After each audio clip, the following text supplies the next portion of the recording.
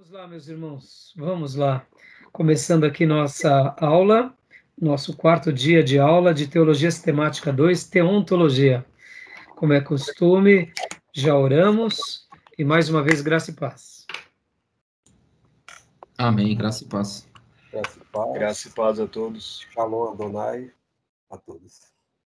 Como é costume, nossas aulas são gravadas para que vocês possam utilizar e reaprender sobre os temas tratados e a gente possa, quem sabe no futuro, abençoar alunos online, tanto aqui na nossa região, no nosso estado, Brasil, e quem sabe em outros países de língua portuguesa.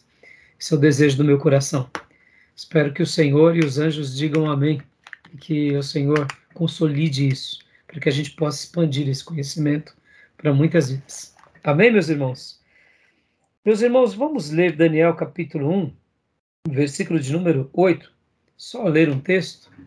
Nós estamos tratando aqui sobre as doutrinas de Deus, e eu quero deixar a leitura desse texto e fazer uma breve citação sobre algo muito importante desse jovem que foi levado para a Babilônia, esse jovem da corte. Daniel capítulo 1, versículo de número 8. Quem quiser ler, tenha bondade, por favor. Vamos lá. Daniel, capítulo 1, verso 8. Daniel, contudo, decidiu não se tornar impuro com a comida e com o vinho do rei, e pediu ao chefe dos oficiais permissão para se abster deles. Glória a Deus. Daniel é um exemplo, na minha opinião, servo de Deus, né? No caso judeu. Na correspondência para nós seria o mesmo que dizer um cristão, né? Ele já era esse servo de Deus que vivia intensamente a velha aliança. Mas o que eu queria destacar aqui, desse texto, é a convicção dele. Ele decide não se tornar impuro com a comida e nem com o vinho do rei.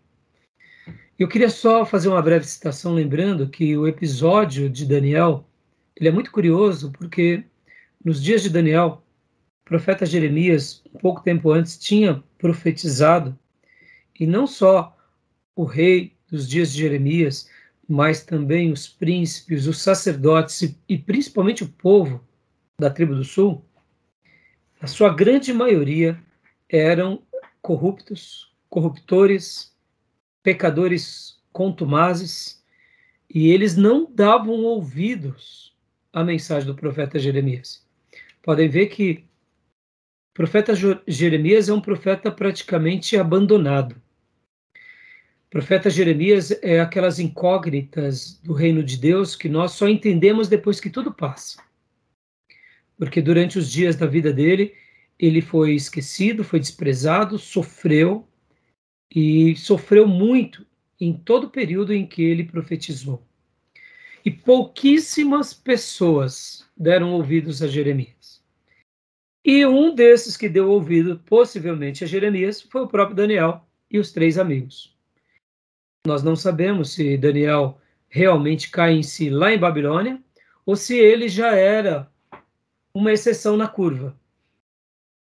Por quê? Porque por ele ser da corte, e a corte nos dias de Jeremias já estava corrompida, então possivelmente ele era esse mancebo que era também uma exceção na curva. No entanto, nós não sabemos, o texto bíblico não diz exatamente quando que foi o encontro dele. Só menciona e afirma que lá na Babilônia ele toma uma decisão. Então nós podemos construir pelo menos 3 cenários. O primeiro cenário era que ele realmente era essa exceção nos dias da tribo do sul, em que todos estavam desviados, e ele era uma dessas poucas pessoas que davam ouvido ao Senhor e ouvido aos profetas.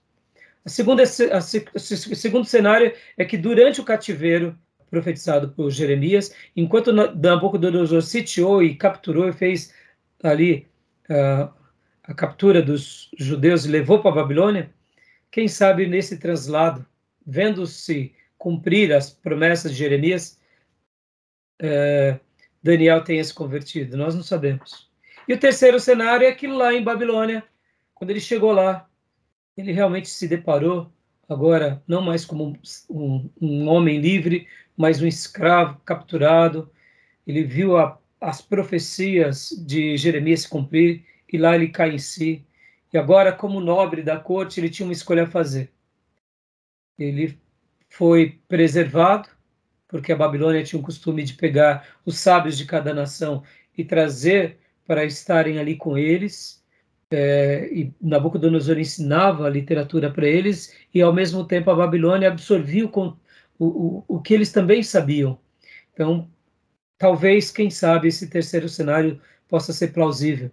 Ele viu que Deus poupou ele e agora ele se enxergou como: meu Deus, o que eu faço? Meu povo está cativo, minha nação foi devastada, passamos já pelo cativeiro da tribo do norte, agora a tribo do sul.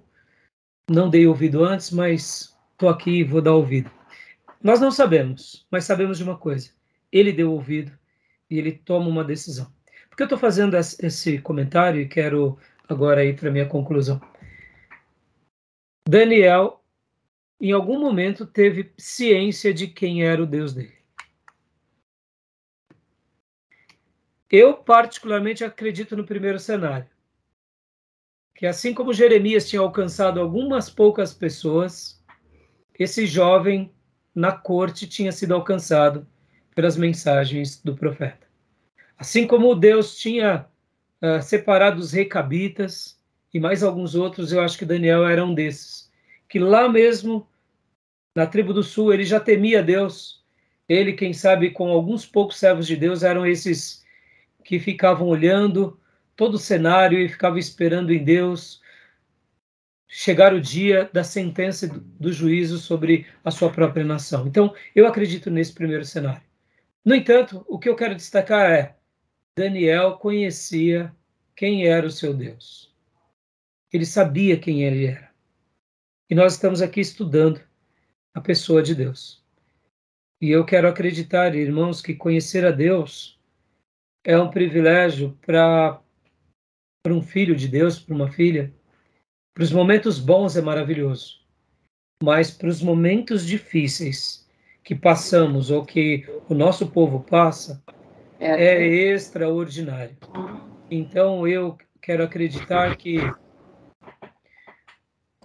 conhecer a Deus, realmente saber quem Ele é, conhecer um pouco daquilo que Ele se revelou para nós, vai ser maravilhoso durante a nossa vida.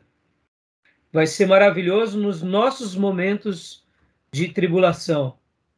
E vai ser também muito maravilhoso em momentos em que Deus realmente faça algo no meio do nosso povo. Se Deus derramar um grande avivamento, conhecer a Deus vai ser espetacular, porque nós nos apropriaremos desse momento de glória que será um momento de avivamento.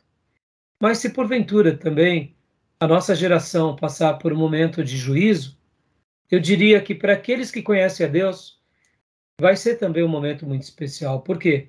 Porque nós seremos fortalecidos, a nossa fé vai ser dilatada, e também nós seremos, quem sabe, uma esperança para aqueles que estiverem ao nosso redor, como foi o caso de Daniel.